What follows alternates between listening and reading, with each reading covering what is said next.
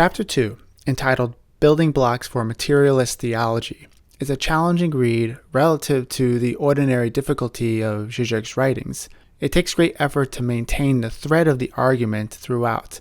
Now you'll find in some reviews of this book claims that in fact it lacks any systematic unity and at best presents a series of thought-provoking analyses that are only tangentially related to one another. However, I find more is gained by assuming an underlying unity of the text, since it forces me to constantly seek out and sometimes discover those connections even when the author doesn't help much to connect the dots for us. With this in mind, a useful heuristic I found in working through this chapter is what Zizek discussed in the previous one concerning the concept of ontological incompleteness. This idea highlights the fact that reality is incomplete because it inherently includes a subjective element within its material makeup. Understanding this concept is essential for multiple reasons.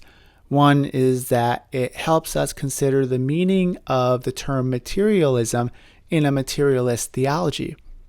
Second, it aids in appreciating a reason for Zizek's inclusion of Kierkegaard in this chapter, for whom ontological incompleteness seems to be central to his thought, at least insofar as Zizek presents it. Now, what about the term theology? It's important to keep in mind that the kind of theology being discussed here is an atheistic one.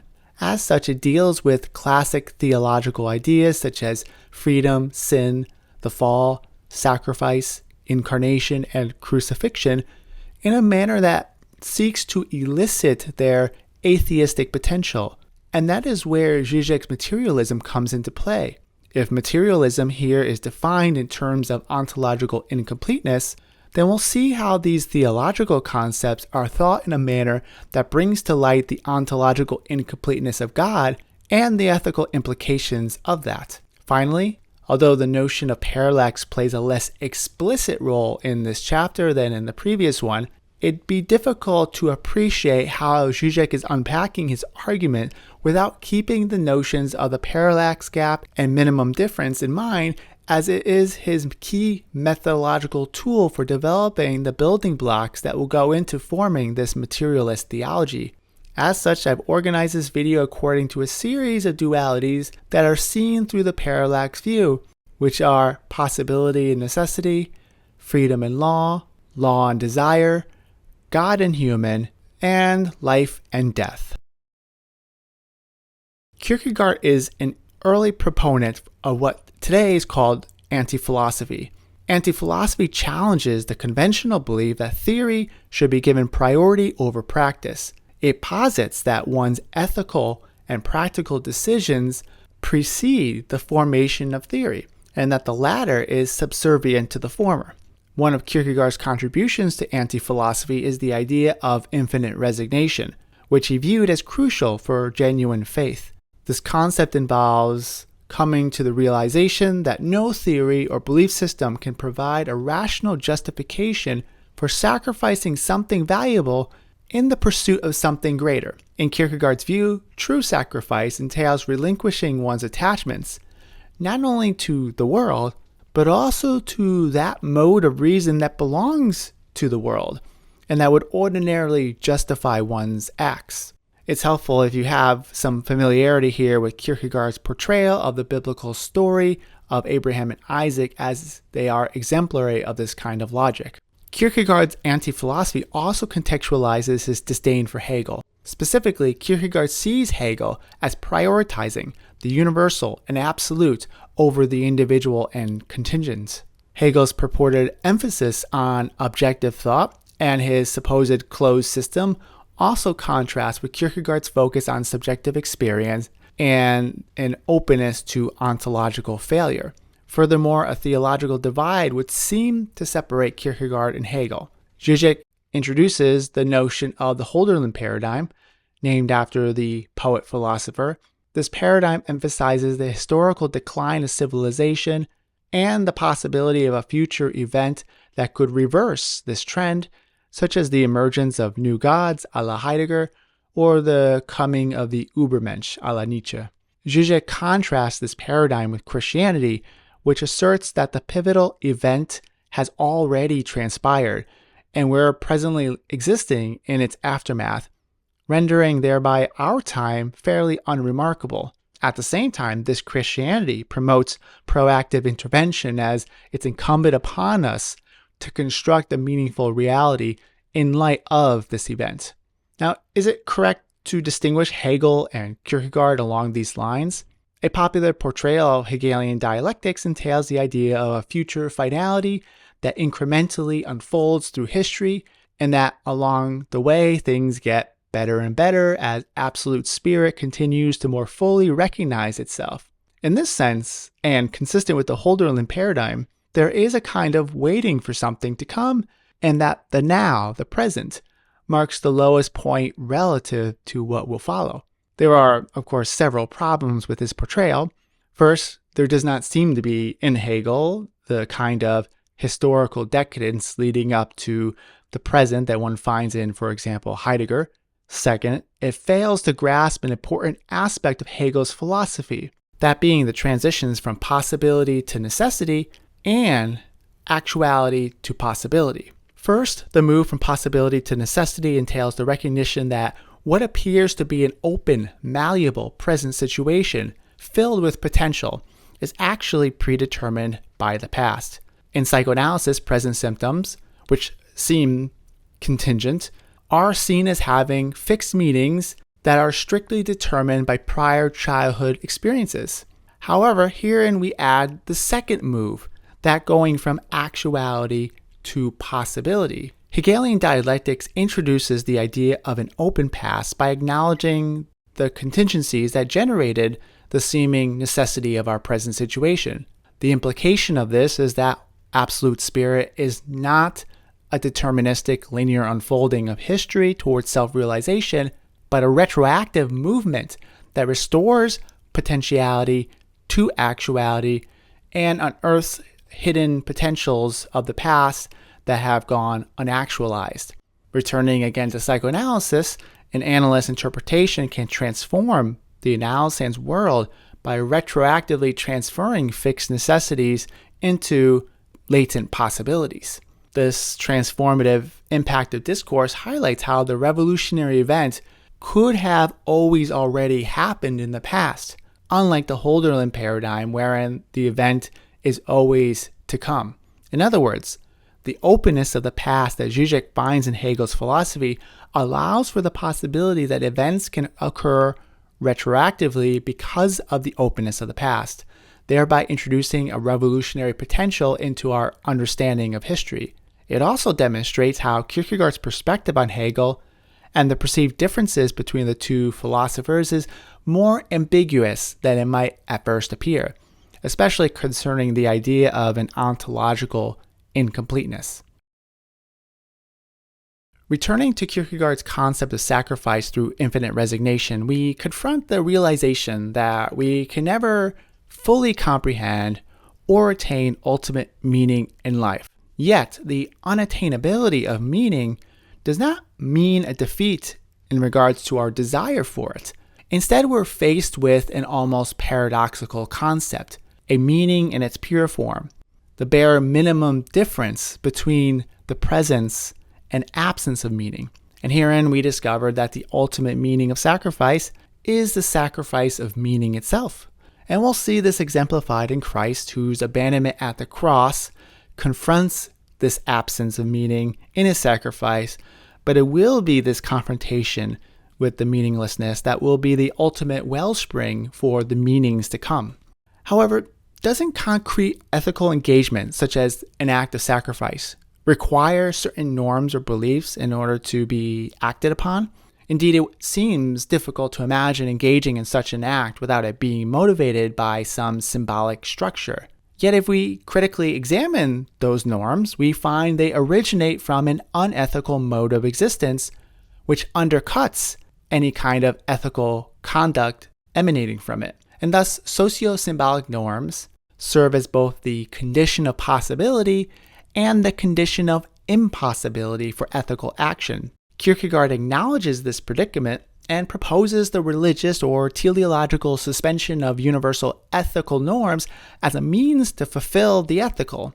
The consequence of this suspension is that the truly ethical act will likely seem not only unjustified, but also, as Zizek illustrates through Tarkovsky's films, completely senseless, irrational, and unproductive. To better understand the theoretical foundation behind such a situation, Zizek turns to Kierkegaard's account of the fall from innocence described in The Concept of Anxiety. In Kierkegaard's account, we initially exist in a state of primordial peace, which is disrupted by a divine prohibition, that is, to not eat the fruit of the tree of knowledge of good and evil. This prohibition makes us aware of our freedom and the desire to exercise it, and also thus leads to anxiety.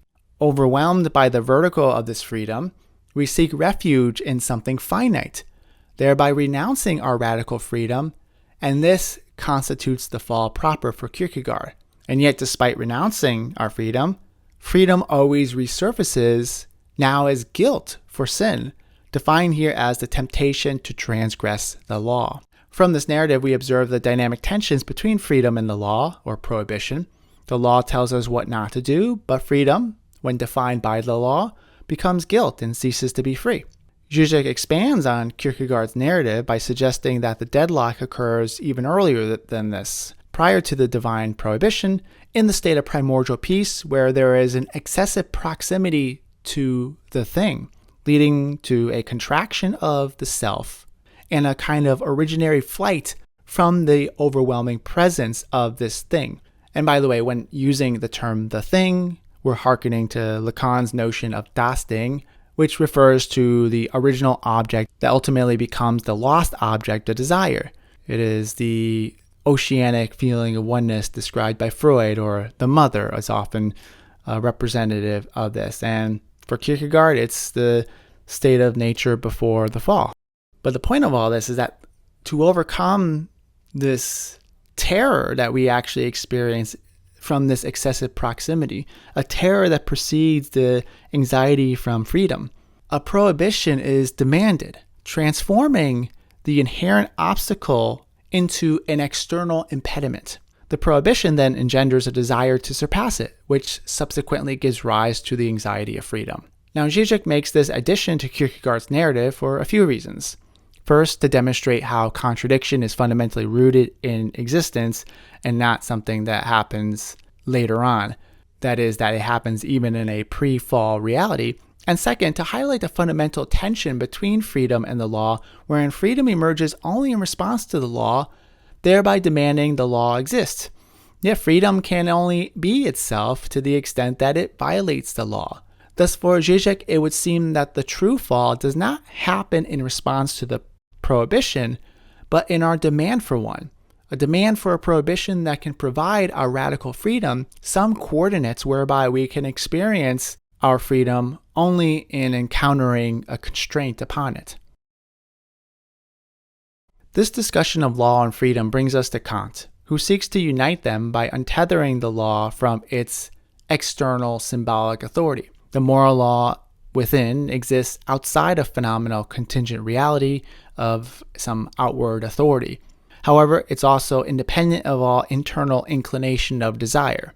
As such, Kant's ethics seeks to break with the dialectics between law and desire, favoring a pure jouissance of the law, an excessiveness of the law that places demands in a manner that seem foreign to ourselves, as well as discordant from any external symbolic system. Yet it only accomplishes this by transposing the law from its external symbolic coordinates, wherein following the law or breaking it is closely tied to desire, to now a radical law independent of such constraints.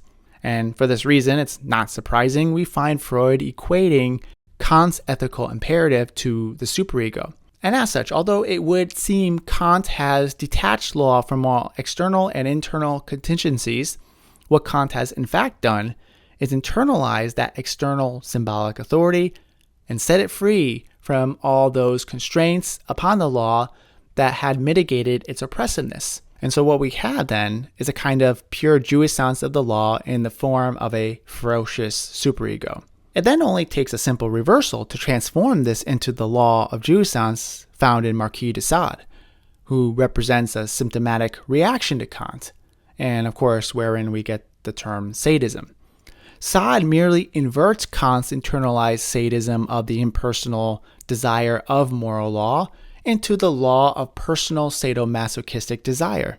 Now, in the Lacan of Seminar 7, he puts forth this ethical injunction to not cede your desire, to not compromise it. And at least what Zizek seems to be saying here is that this is a kind of Kantian attempt to think freedom and the moral law here experienced in its full traumatic quality as the encounter with the real, in opposition to the constraints of the symbolic order. Such a move is closely linked, Zizek thinks, to Bataille's passion of the real. Yet such a formulation of the dialectic maintains the need for symbolic laws and prohibitions to make possible and even generate the transgressive free act of a pure desire, leaving open a problem for Lacan, one left unresolved in Seminar 7, concerning the difficulty in distinguishing a quasi-Kantian ethical stance of a pure desire that transgresses against the law, and how that is somehow different from a Sadian dissolution within a primordial jouissance, something akin to also what Bataille calls the passion of the real. And a solution to this dilemma does not come, according to Zizek, until Seminar 23, wherein we find a reconsideration of the dialectic of law and desire in a manner reflective of the parallax. Now, jouissance is no longer located in some substantial, though lost thing, das Ding, but is located in lack itself, the lack born of the symbolic's failure to comprehensively install itself. Thus, what resolves the deadlock concerning desire and its relationship to the law, whether as the jouissance of the law or the law of jouissance, is the notion of the drive. So how is this relevant to a materialist theology? It would seem that the radically free act does not come about by opposing or transgressing the symbolic, but by going through the symbolic and coming to terms with its internal inconsistencies, its ontological incompleteness. This is the point of Christ, who assumes divinity, and in so doing, and dying for it, he's able to demonstrate God's own failure, his own lack or absence that makes possible a radical freedom. Christ's act was not born of a desire to transgress the law, and thus require the law be there, nor uphold it through substitute satisfactions. Instead, his act was born of the excessive drive that tears asunder the seeming harmoniousness of the law in his identifying with it. And Christ is God because he incarnates who God is in assuming God's lack. It's for this reason Zizek thinks that atheism is the truth of Christianity, not an atheism that rejects theism to support itself, but an atheism wherein the question of God's existence loses all relevance. With Christ, we find something similar to what Kierkegaard refers to as the religious. The religious represents the distinct gap between the aesthetic, which pertains to pleasure, and the ethical, which relates to duty. If we understand the aesthetic as a passionate pursuit of the real, a dissolution into primordial jouissance, and the ethical as the governing law of social reality, forming the basis of desire, then the religious appears to align with Lacan's concept of the drive. However, it's important to note that the leap of faith involved in the religious experience does not ensure an escape from the aesthetic. In fact, the line between the two is so minute that it becomes imperceptible, making it impossible to differentiate an aesthetic act from a religious one from the outside. And so, in the case of Abraham and Isaac, it's impossible from the outside to really determine whether Abraham's attempt to sacrifice Isaac is in fact a holy act or if it's actually murder. The split between the religious and aesthetic perspectives leads us to another divide between, this time, anxiety and comedy. Anxiety already perhaps makes sense in terms of its inclusion in light of what we've already said regarding radical freedom, but why are we talking about comedy here? Comedy often thrives on the juxtaposition of opposites, specifically the merging of the highest and the lowest elements, which mirrors the minimal difference between the religious and aesthetic realms. Kierkegaard emphasizes Christianity, especially the incarnation and crucifixion, as a comedy for this reason. These events represent the pinnacle of comedy as they bring together the divine and human in the incarnation and the death of the eternal God in the crucifixion. Now, Kierkegaard is employing an older definition of comedy here, like how it is used in Dante's renowned work, The Divine Comedy. In that work, comedy is used to differentiate its storytelling style from that of tragedy. Comedy's narrative progression moved from darkness to light, despair to hope. It did not carry the humorous and light-hearted connotations that we commonly associate with it. Zizek's use of it here seems to retain something of this older sense, while also incorporating some of its modern usage. In particular, he notes a critical distinction between comedy and tragedy. In comedy, the universal is directly presented and actively portrayed. This is in contrast to tragedy, where specific characters symbolize an abstract universal concept. For example, Oedipus is representing all of humanity. In Christianity, the particular does not represent a universal idea. Instead, the universal fully coincides with the singular figure of Christ. All other substantial universalities are relativized in him, meaning they lose their absolute significance. And this is why it is said that God the Father, the universal abstract God, is what dies on the cross. We move from the abstract universal of God to the concrete universal in Christ. And here is the comical aspect of Christianity. This eternal, omnipresent divinity is here among us, not just walking and talking, but also pissing and shitting. Comedy would be in opposition to shame, because it unveils the mask of the big other, revealing the pathetic, undesirable remnants that lie beneath it. In this act, shame is absent and the truth is exposed. In shame, it upholds a perverse relationship with God, characterized by kind of fetishism, because God's castration is concealed from us. The comic dimension of Christianity separates it from those serious philosophies of finitude that are ultimately constructed along the lines of a tragedy. These philosophies, exemplified by thinkers like Heidegger, emphasize a solemn and heroic confrontation with our destiny. Notably, a common interpretation of Lacan also presents a tragic resignation where we have to relinquish our attempts to overcome symbolic castration. Now, admittedly, Zizek's statement here challenges some of my own understanding of Lacan, as I have even previously noted in other videos that psychoanalysis is about confronting and accepting the tragic aspects of life, expressed through the concept of symbolic castration. What is Zizek's response to something like this? It appears that the comedic aspect of psychoanalysis resides in the concept of objet petit a, as the undead, non-castrated, and immortal remainder.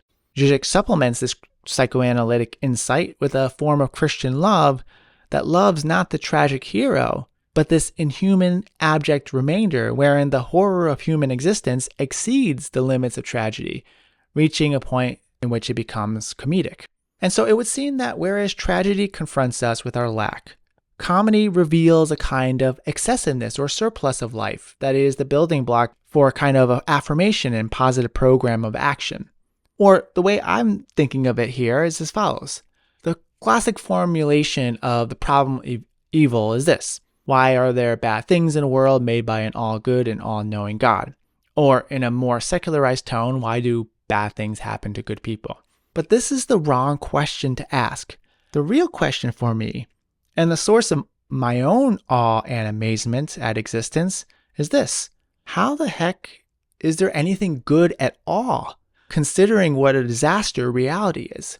This is a kind of paradoxical optimism born of pessimism, and seems to me to be what Zizek means by the phrase the optimism of melancholia, which certainly refers to the mood, but also explicitly concerns the film by Lars von Trier, which the film centers around the fact that a sort of stray planet is coming into the solar system, is going to crash right into Earth and destroy everything. But the story is about the characters and the moods around all this. I've linked the video by Zizek referring to this film and the phrase down in the description. This inhuman dimension of our humanity is often missed by various humanisms and even non-humanistic philosophies, such as Levinas's notion of ethical responsibility and the face of the other, at least insofar as Zizek is interpreting it here. Now, much has been done to critique the dehumanization of the human, but little has been done to recognize, much less incorporate, the inhuman as an inextricable core of our humanity. And so a new definition of the human needs to not just condemn as inhuman those philosophies and acts that dehumanize us, but also to incorporate this fundamental inhuman otherness into the very constitution of what it is to be human. This figure of the inhuman is the name of the pure excess of life itself. Rather than the face of the other who calls us into responsibility, a la Levinas, Zizek suggests that it is this monstrous, inhuman thing in the other and myself that calls us. The neighbor is the one who bears this monstrous otherness prior to being domesticated as a human face. This inhuman object is jouissance embodied, an excess of the body, something never attainable and yet never gotten rid of. As the objet petit a that fills in the gap of symbolic castration, it's what also induces shame. Shame allows us to keep up the appearance that castration hasn't happened. And we experience such shame for ourselves, but also for others who might shamelessly display their castration for all to see. And Zizek mentions the example of an amputee who is sort of displaying the amputated limb in a sort of very public fashion and the kind of discomfort that can give to other individuals. Now, Zizek identifies a potential confusion here in linking together castration with this undead, excessive, inhuman object, since the latter is thought to be what escapes castration, not what calls attention to it. So although we would want to hide from our castration covered over, why would the excremental remainder cause shame when it is in fact what escapes castration? Now, this confusion points us toward yet another parallax split between here the symbolic order that kills the body and the real-life substance that is the drive. Both are monstrous in their own way. The symbolic order is death itself, a parasite that colonizes life. The drive is a monstrous persistence that palpitates excessively beyond this death, its being the living dead. Thus, we have two splits, life as normal life and the horrifying undead life, and death as ordinary death and the undead symbolic machine, with its dead language behaving as if it has a life of its own. The death drive is that split that runs within these domains of life and death. And so shame concerns what is non-castrated and what constitutes a failure of the symbolic itself. It is this we wish to hide others and ourselves from. It's a reminder of the failure of the symbolic, of the big other, to fully castrate us, and also the inadequacies and lack within the big other. And so what we have here again is another parallax, which isn't made explicit by Zizek, but I think is sort of a theme that we're coming up against, which is the split between lack and surplus. The empty place of the symbolic structure and the uncastrated remainder without a place in the structure coincide with one another. These are not two different things, but two views of the same thing. Thus, Zizek says, we should therefore not be afraid to draw the ultimate paradoxical conclusion. Castration and its disavowal are two sides of the same coin. Castration has to be sustained by a non-castrated remainder. A fully realized castration cancels itself. Or, to put it more precisely, lamella, the undead object, is not a remainder of castration in the sense of a little part which somehow escaped the swipe of castration unscathed, but literally the product of the cut of castration, the surplus generated by it. And all this is starting to remind me of what Zizek said about capitalism at the end of the previous chapter, wherein he claimed that the lack of desire and the excess of the drive are one and the same. And so he ends these first two chapters on a similar note. And we can perhaps begin to wonder whether the central parallax in this work is really that between lack and excess. If you found this video helpful and it's within your means, please consider making a super thank you tip. You can find the super thank you button below this video. If you wish to be an ongoing supporter of this channel, you can do so on Patreon, where I offer video transcripts and unedited materials. The link is below. I want to thank the following for already supporting this channel on Patreon. You can also support this channel by liking and sharing this video and subscribing to my channel. And as always, thank you for watching. Until next time, be well.